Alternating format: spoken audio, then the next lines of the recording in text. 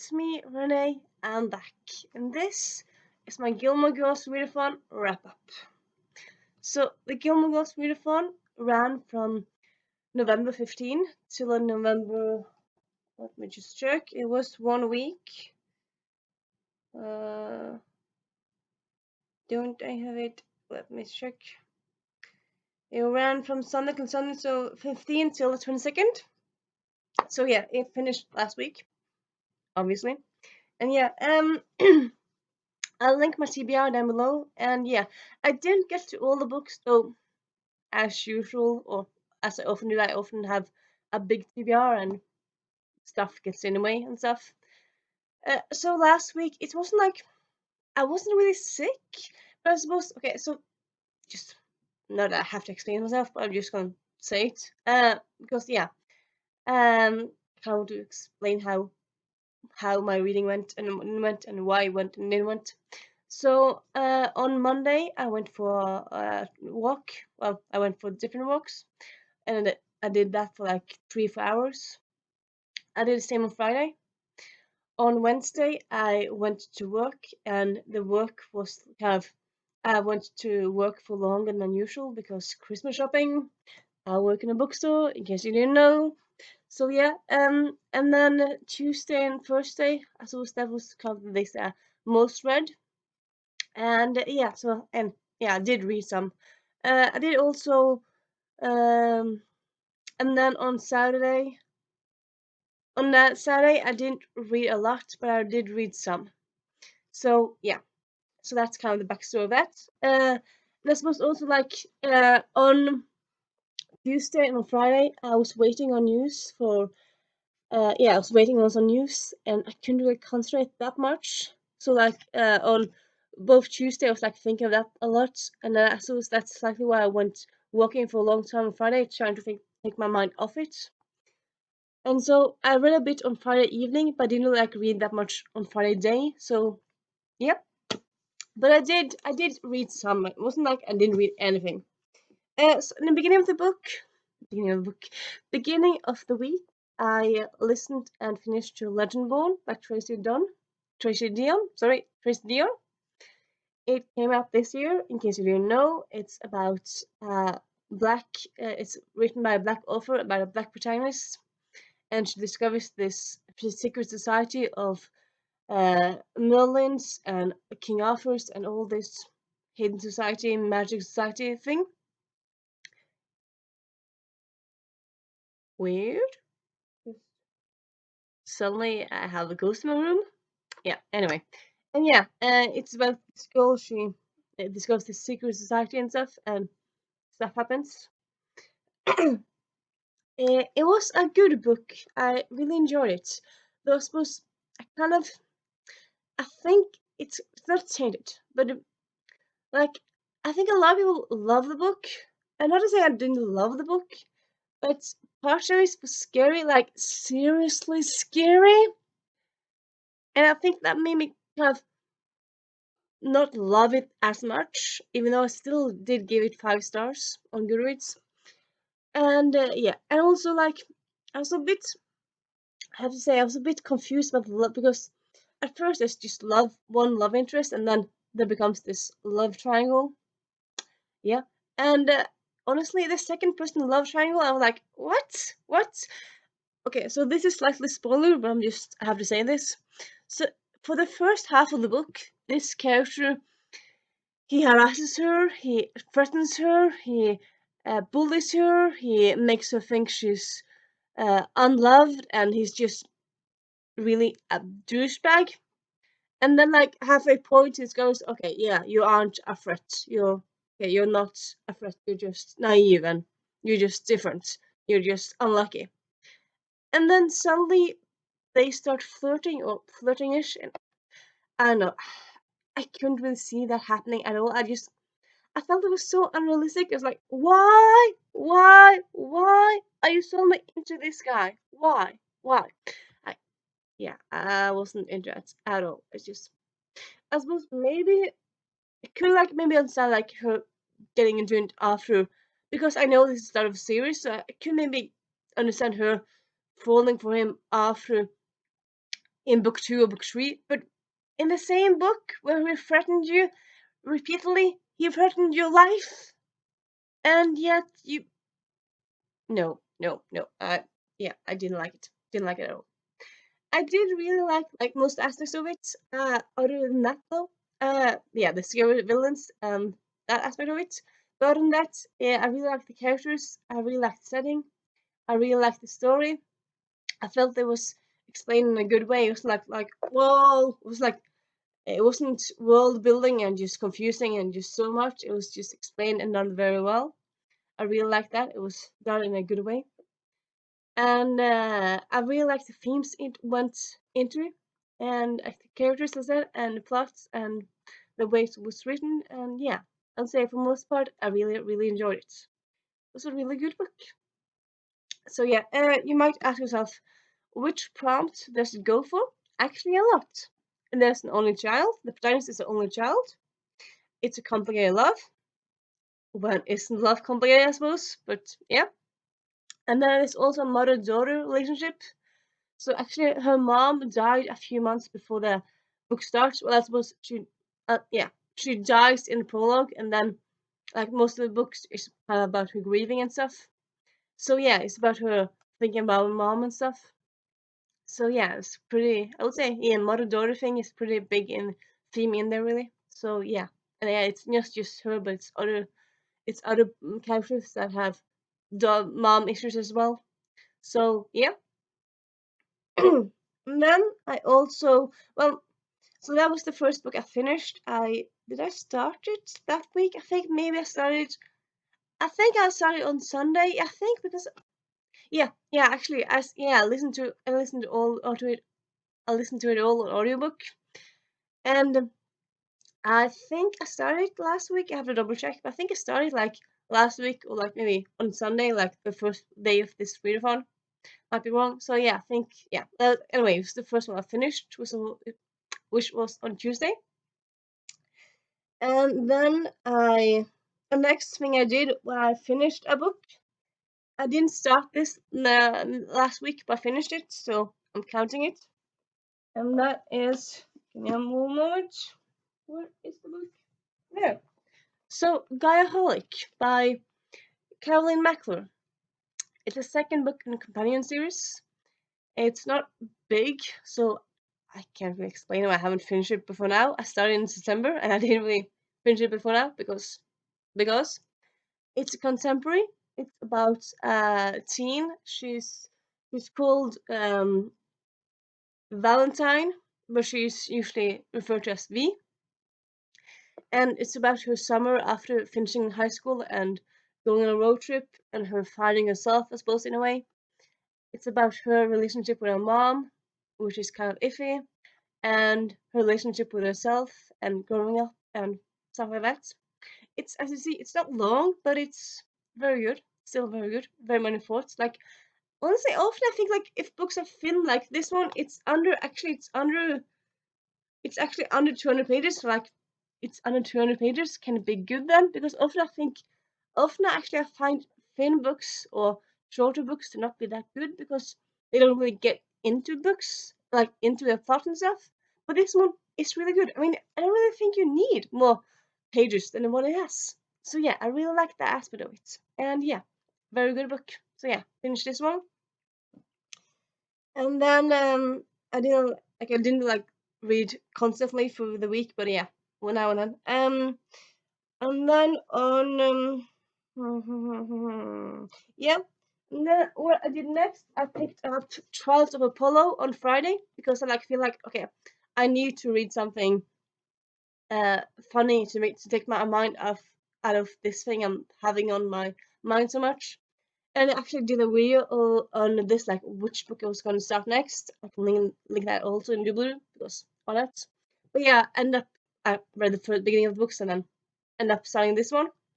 So yeah, I end up reading maybe half of it on Friday because it's Trials of Apollo. What do you take me for? What did you take me for? I'd planned to like maybe binge the whole of it, but I end up kind of succumbing to sleep. So yeah, but I did finish the rest of it on Saturday morning, and then I was like, it's the last in the So I just kind of actually, like, when I finished it, I went to shower and I just kind of cried a bit in the shower because it's the last book. It was just very, very emotional, very emotional. I suppose though, in a way, it's kind of cheating because it doesn't really relate to that many of the prompts. It's next in a series, so that's a prompt uh, from the um, from the readathon. And other than that, it's not really doesn't really work on anything else really. I suppose. No, yeah. So it's next in a series. And that's it. But hey, sometimes you can't really fit them exactly the prompts. So yeah. But yeah, this book was just so so good. And honestly, with me, often I don't really experience that much often. I don't really experience that often book hangovers, even though like it's last new series and stuff. But so with this one I kind of did. So like finished it in the morning on Saturday, and that kind of just went around all Saturday, just like my god, my god, my god. I played some with my nieces. I think I went for a walk, but I didn't like read and think about anything else before Saturday evening because I was just so like, my god, it's over, just so emotional. And yeah, book hangover. Yeah, I just kind of felt it so much.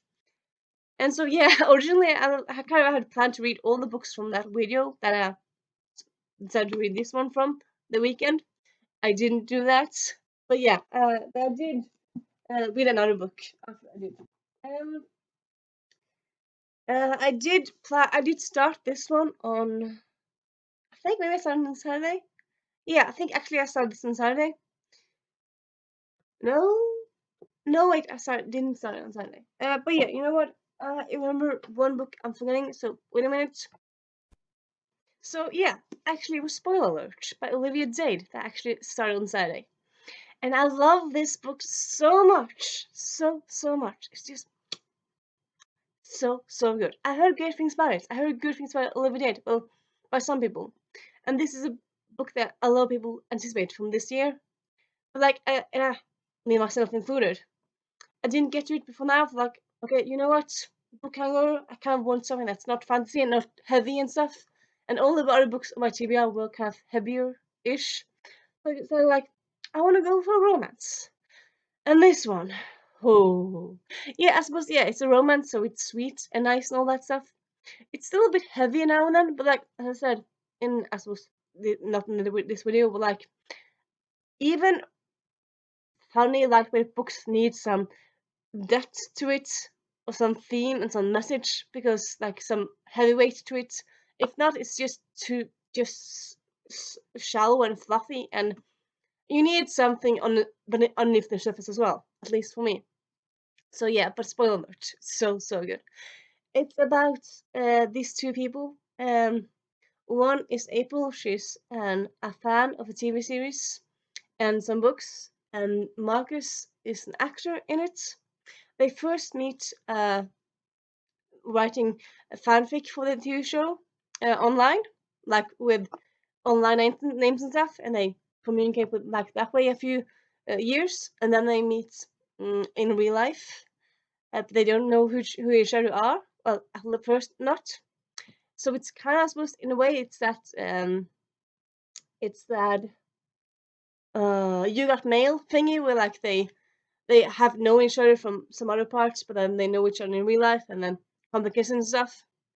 Usually don't really like that you got mail trope where like they know each other and one of them knows both parts. They don't really want to explain why. But here, I really liked it. I think I suppose because that trope is very character based. So yeah, I love the characters in this one. So yeah, it's just so so good. Uh, so yeah, April, she's confident, happy most of the time, and she's overweight, but she's happy as she is. And I just love how she's an overweight protagonist. You don't find that often. So yeah, I do really love that aspect of it. And yeah, this book is just so so good. Definitely one of my favorites of this year. Has to be. So yeah, I finished this one on Saturday. No, on Saturday. No, I finished it on Sunday. Sunday, I finished this during the weekend anyway. And then I tried to start this one on Sunday, but I ended up doing nothing. I think I got, yeah, I actually got like 3 chapters into it. 3 chapters into it. But honestly, even though I like the concept, okay, so this book has 2 multiple point of view and 2 main characters. I didn't like either of them, so yeah, if you're gonna read a book, you kind of have to like the characters. Well, at least, I suppose people don't have to, but I do. I won't read a whole book with a character with a protagonist I don't like. That's just stupid, in my opinion. Only I won't do that. So yeah, both of these characters just didn't really interest me. Yeah, yeah. So yeah, this was DNF. But though I also read some of other books in case, in addition to those other books that I finished, or DNF'd, I started Who Put the Song On by Morgan Parker. So this is a contemporary book by a black author about a black experience. It's about a black protagonist who goes to a school with more or less only white people. So it's like that, like trying to like survive in that stuff and all that stuff. And she has depression, and this is actually set during summer, so it's contemporary summer. It's not a summary book, but yeah. And I haven't gotten far into it. I started, haven't gotten far into it. I'm not liking it. I'm not loving it. So I suppose I think this is a book I'm gonna be taking time and reading a bit now and then. Maybe I'll read a lot of it in one go. I don't know. This though, it would have fit the prompt for small town and only child. I think only child, but yeah, small town at least would have fit for. So yeah. Oh yeah. Also, I forgot to say. This I wouldn't really say. I don't really think it fits any specific prompt really. There's no flowers on it, and there's no set in New England and stuff like that. But I would say I think I think Miss Patty would love this book because it's sexiness and sex times and just love, and I think she will love it. So way it works, it's Gilmore Girls ish. So yeah, and I also started Haunted Heroine by Sarah Kuhn. This would have worked for the Asian author. Sarah Kuhn is an Asian American author. This is the 4th in a series with superheroes, set in modern day, so it's urban fantasy. They're all superheroes, and they got superheroes because of an asteroid. So there's like, it's sci-fi superheroes actually. It's not, well, I suppose most superheroes are sci-fi, I think, but yeah. Normally, I love this series, and I've been looking forward to this book so much, but I'm not that far into it because I'm not in the mood for it. I don't know. I've been feeling a bit weird reading lately. I haven't really been in the mood for stuff that I normally am in the mood for. So yeah, I don't know what to say about that really. But yeah. So I suppose that's more or less it. Well, like that's it with my reading. But as you already have seen, I baked some cinnamon buns because one of the prompts was bake a snack. I was like, should I do this? Should I not? What's a snack I really like? And I thought, you know what, cinnamon buns. I want to do those. So I cheated and I made them halfway, like from the bag. So I bought the bag at the store, and so I didn't make them all the way myself. But I'm lazy. I suppose that works with Lorelai. So yeah, it's very, very tasty, as it probably looks. Yeah, and yeah. Also, like during this week, instead of reading a lot, well, I suppose I shouldn't like say. I mean, finished some books. I read some books. I mean, I shouldn't really like, if you finish one book to a reading fun, it's good. You shouldn't really feel pressured or shamed to read all the books, like 1,000 books each readathon.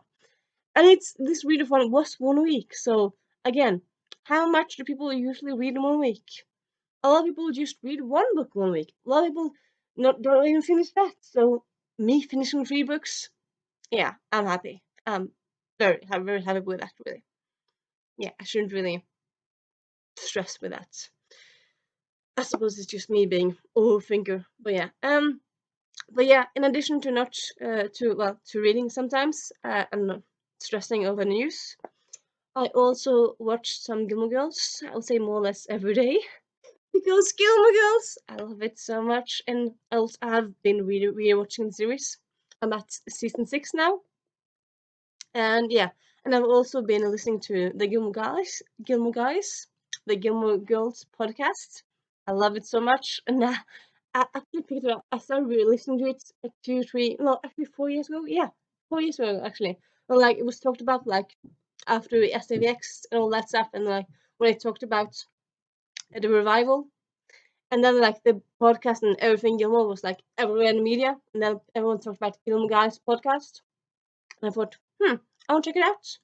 I checked it out, became addicted, and now every time I rewatch Gilmore Girls, I actually also have to I kind of obligate or like kind of yeah kind of have to addicted kind of have to also put on the Gilmore Guys episode for that episode.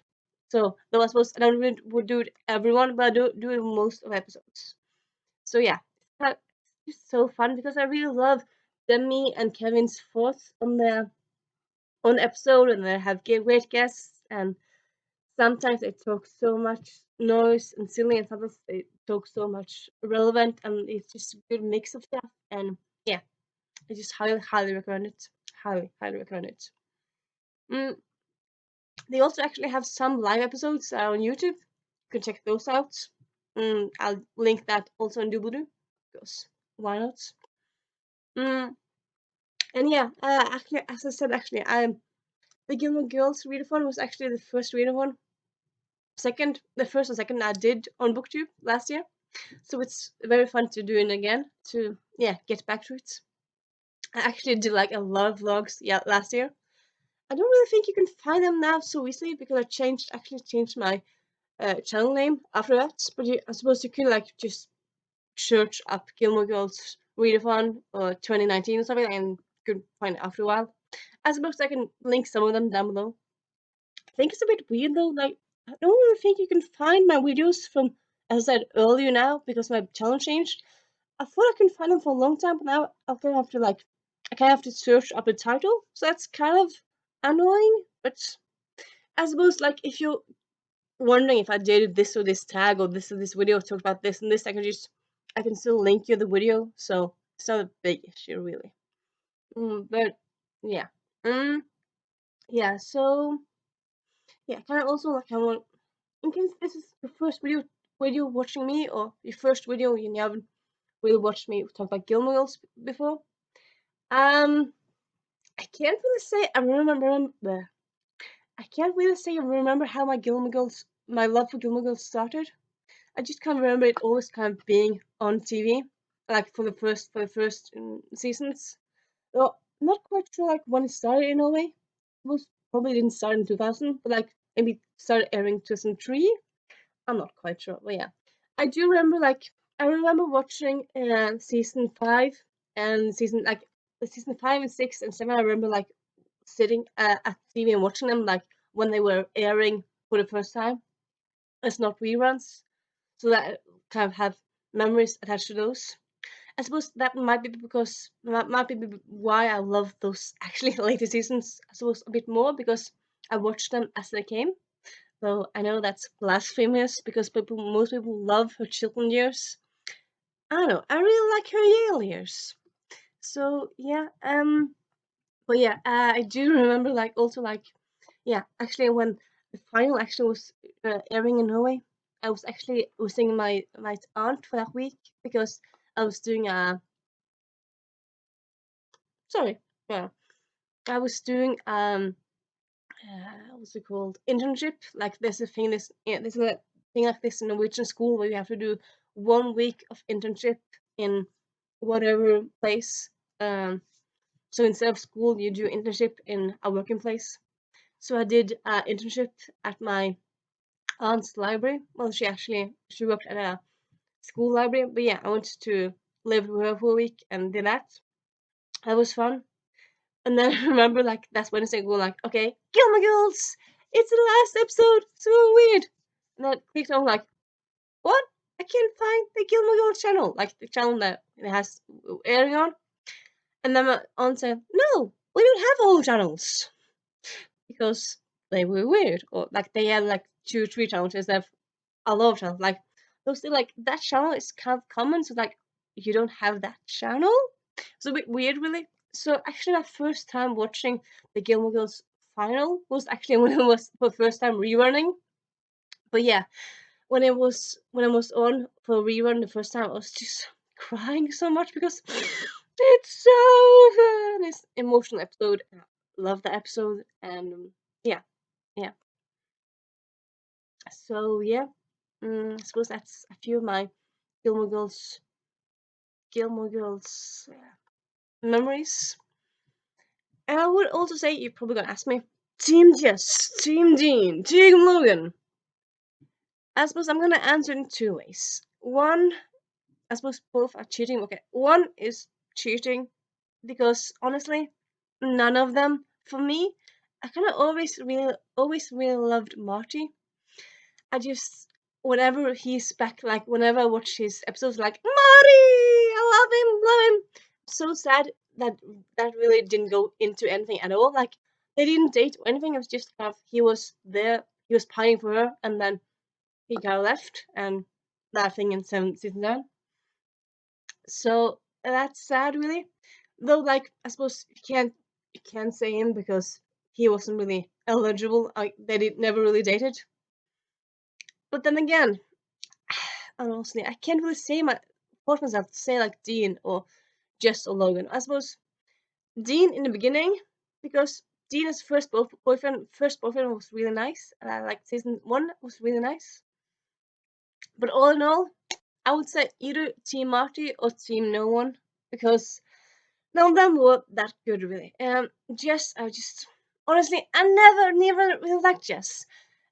I think just the reason I hate season 2 because there's so much Jess in it, and I just yeah, he annoys me so much. Dean I like, but like I love him. And Logan is just a pretentious, arrogant douche, and yeah, don't like him either.